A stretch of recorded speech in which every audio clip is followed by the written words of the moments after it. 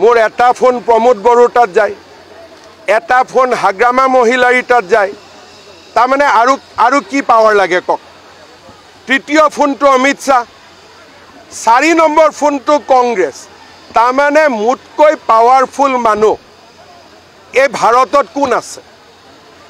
মই Amit শাহকো direct phone কৰিব পাৰোঁ, কংগ্ৰেসকো ফোন কৰিব পাৰোঁ, আৰু বিটিআৰতো হাগ্ৰামা মহিলাৰী প্ৰমোদ বড়োক দুইখন হাতত ধৰি লৈ খোজ কাঢ়িব পাৰোঁ। মোৰ লগত যুঁজ বাগৰ নকৰাই ভাল, এতিয়া সাৰেণ্ডাৰ কৰি দিব লাগে। কালি তেওঁৰ মুখেদি ওলাই গ'ল নে নাই যে ইলেকশ্যন হোৱাৰ আগতে আমি হাৰিলোঁ, কাৰণ তেওঁৰ 4টা ফোন, এটা প্ৰমোদ বড়োৰ লগত, এটা হাগ্ৰামা মহিলাৰীৰ লগত। বিটিএডিত যদি প্ৰমোদ বড়োৰ লগতো কাবাৰ ভাল থাকে, হাগ্ৰামা মহিলাৰীৰ লগতো ভাল থাকে, তাৰমানে অসম বিধানসভাত তেওঁ 15টা সিট পাবনে নাই। তাৰপিছত ইলেকশ্যন ক'ত থাকিব।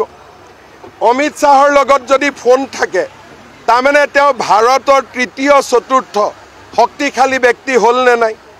আকৌ যদি কংগ্ৰেছৰ লগতো ফোন থাকে, অৱশ্যে আছে, মই মিছা নকওঁ, কংগ্ৰেছৰ লগত ডাইৰেক্টলি আছে। যদি কংগ্ৰেছৰ লগতো থাকে, তাৰপিছত এইবিলাক কষ্ট কৰি কিয় ঘূৰি ফুৰিব লাগে। তেওঁতো নিজেই ক'লে মই কিমান পাৱাৰফুল।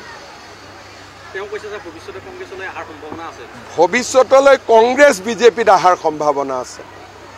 কংগ্ৰেছ ক'ত থাকিব এইটো ইলেকশ্যনৰ পিছত। ছাৰ এইবিলাক মানুহৰ এতিয়া যি মানুহৰ বিশেষ ৰাজনীতিত বৰ্তমান গুৰুত্ব নাই, তাৰ ওপৰত কথা সুধি লাভ নাই। যি মানুহৰ হাতত 4টা ফোন থাকে, তাৰ লগত বেলেগে কথা কৈ লাভ আছে নেকি? হা, আপোনালোকে কওক, কিবা লাভ আছে নেকি কোনোবাই কথা কৈ? মোকতো অজেয় কৰি দিলে, অজেয়, অপৰাজেয়। আৰু ইমান মইতো বিজেপিৰ মানুহে ইমান মোৰ প্ৰশংসা নকৰে। আজিলৈকে বিজেপিৰ মানুহে মোক ইমান প্ৰশংসা কৰি পোৱা নাই। গতিকে তেওঁৰ মুখত যে মোৰ প্ৰশংসাখিনি ওলাল, মইতো ভাবোঁ ভগৱানে তেওঁৰ জিভাত দি দিছে। টিকট আমি যদি ইলেকশ্যন 25 তাৰিখে হয় ঘোষণা কৰে, 28ত দিম। যদি 21ত হয় 24ত দিম। কিন্তু আগষ্ট মাহতে সব প্ৰতিচ্ছবি ক্লিয়াৰ হৈ যাব। মোৰ এটা ফোন প্ৰমোদ বড়োৰ তাত যায়, এটা ফোন হাগ্ৰামা মহিলাৰ তাত যায়, তাৰ মানে আৰু কি পাওয়াৰ লাগে কক। তৃতীয় ফোনটো অমিত শাহ, 4 নম্বৰ ফোনটো কংগ্ৰেস, তাৰ মানে মোতকৈ পাওয়াৰফুল মানুহ এই ভাৰতত কোন আছে। মই অমিত শাহকো ডাইৰেক্ট ফোন কৰিব পাৰোঁ, কংগ্ৰেসকো ফোন কৰিব পাৰোঁ, আৰু বিটিআৰতো হাগ্ৰামা মহিলাৰী প্ৰমোদ বড়োক দুইখন হাতত ধৰি লৈ খোজ কাঢ়িব পাৰোঁ। মোৰ লগত যুঁজ বাগৰ নকৰাই ভাল, এতিয়া সাৰেণ্ডাৰ কৰি দিব লাগে। কালি তেওঁৰ মুখেদি ওলাই গ'ল নে নাই যে ইলেকশ্যন হোৱাৰ আগতে আমি হাৰিলোঁ, কাৰণ তেওঁৰ 4টা ফোন, এটা প্ৰমোদ বড়োৰ লগত, এটা হাগ্ৰামা মহিলাৰীৰ লগত। বিটিএডিত যদি প্ৰমোদ বড়োৰ লগতো কাবাৰ ভাল থাকে, হাগ্ৰামা মহিলাৰীৰ লগতো ভাল থাকে, তাৰমানে অসম বিধানসভাত তেওঁ 15টা সিট পাবনে নাই। তাৰপিছত ইলেকশ্যন ক'ত থাকিব। অমিত শাহৰ লগত যদি ফোন থাকে, তাৰমানে তেওঁ ভাৰতৰ 3য় 4ৰ্থ শক্তিশালী ব্যক্তি হ'ল নে নাই। আকৌ যদি কংগ্ৰেছৰ লগতো ফোন থাকে, অৱশ্যে আছে, মই মিছা নকওঁ, কংগ্ৰেছৰ লগত ডাইৰেক্টলি আছে। যদি কংগ্ৰেছৰ লগতো থাকে, তাৰপিছত এইবিলাক কষ্ট কৰি কিয় ঘূৰি ফুৰিব লাগে। তেওঁতো নিজেই ক'লে মই কিমান পাৱাৰফুল।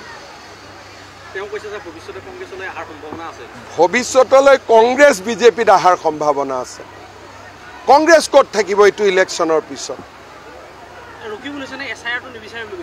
ছাৰ এইবিলাক মানুহৰ এতিয়া যি মানুহৰ বিশেষ ৰাজনীতিত বৰ্তমান গুৰুত্ব নাই, তাৰ ওপৰত কথা সুধি লাভ নাই। যি মানুহৰ হাতত 4টা ফোন থাকে, তাৰ লগত বেলেগে কথা কৈ লাভ আছে নেকি? হা, আপোনালোকে কওক, কিবা লাভ আছে নেকি কোনোবাই কথা কৈ? মোকতো অজেয় কৰি দিলে, অজেয়, অপৰাজেয়।